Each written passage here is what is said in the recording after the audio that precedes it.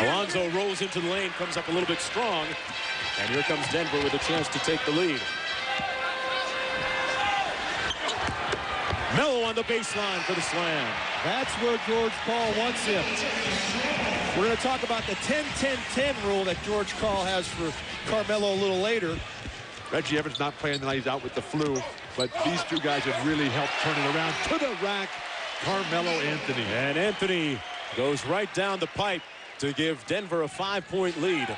I love the quick hitter right down the pipe. Take him to the hoop if you're Carmelo Anthony. And Melo takes Udonis Haslem right to the cup and one. Well, Carmelo Anthony earns a trip to the free throw line, John. Interesting formula George Karl has with him. Never heard this before. He's got the 10-10-10 rule for Carmelo. He says, if you get me 10 free throw attempts, 10 points in the paint, I'll let you have your 10 jumpers. And Carmelo has got about four times down there already in the paint, so he's going to get some jumpers up. Don't worry about that. A layup drill for the Miami Heat here tonight. There's that lob. Andre Miller. Foul's going to go against Jason Capono underneath. That's his first personal. Carmelo Anthony's journey throughout the summer and the World Championships really has rounded out his game. And folks, you are looking at one of the real stars in the league right now in Carmelo Anthony. Meanwhile, here's what's coming up on your NBA calendar. On Saturday, Denver is at Dallas, a big game that the Nuggets are looking forward to. That's at 8:30. And on TNT Thursday, Orlando is at Charlotte, followed by San Antonio at New Orleans, Oklahoma City. Coverage beginning at 7 p.m. The Bobcats are on TV? What about that? Oh. Adam Morrison, Fabulous. leading candidate for Rookie of the Year in what has been a quiet rookie season for most of the first-year players. Emeka Okafor doing an outstanding job. Nobody talking about Paul Millsap, though, with the Utah Jazz. I regularly speak about him. We haven't had enough heart-to-heart conversations. An inexcusable defense for George Karl. Melo with a spin cycle move. Oh, that's a Melo fellow for sure. Carmelo Anthony with 11 points with time to go still here in the first period. And the list goes on and on. Very well-played game so far. That was the first turnover of the evening for the Heat. Denver only has 2 and a trip to the line for the hometown Nuggets. What great strength Carmelo has. He's got such great body control. Goes in there, draws a I thought he got fouled on the first attempt, but fought, got it back, and got fouled. John, I was taken aback by something that Pat Riley told us in our pregame meeting when he said that he thinks that Carmelo Anthony may just be the best small forward he's ever seen.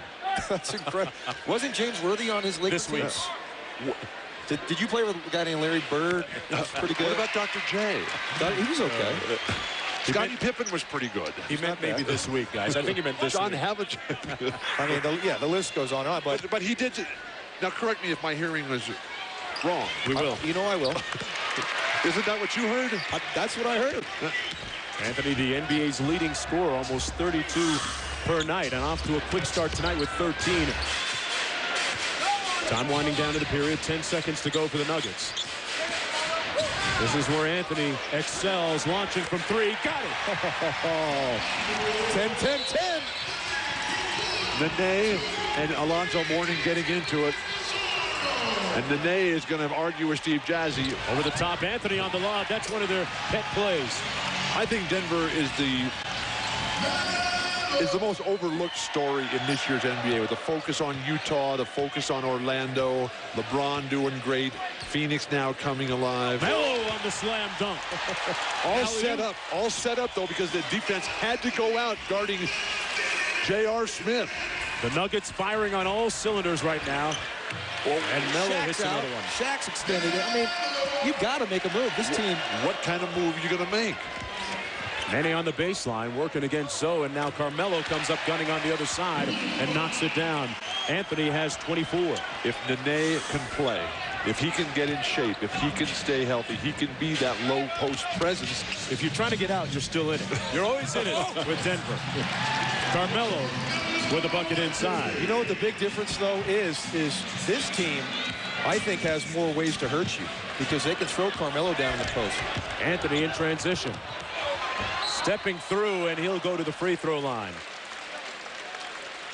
Well, there's a great example of Carmelo getting to the free throw line. on the break. So now we're at 7 for 7 from the line. 14 in the paint, 3 of 9 jumpers, like we said. And John, what's the underlying theory behind George Karl holding him to something like this? Mark, well, I talked to Carmelo this afternoon. You were there as well. And, you know, he said he texts Dwayne Wade virtually every day. They're back and forth. Last night he told him he got away with one in that Sacramento win. It's two guys, both former MVPs, who can't get it done by themselves anymore. Carmelo getting it done on his own.